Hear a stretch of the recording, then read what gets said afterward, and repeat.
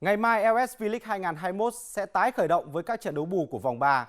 Dù các sân đều hạn chế số lượng khán giả, nhưng việc được hít thở bầu không khí của V-League sau hơn một tháng tạm nghỉ với các cổ động viên nhiệt thành này là một điều hết sức tuyệt vời. Và những chiếc vé bây giờ lại giá trị biết bao phải không quý vị?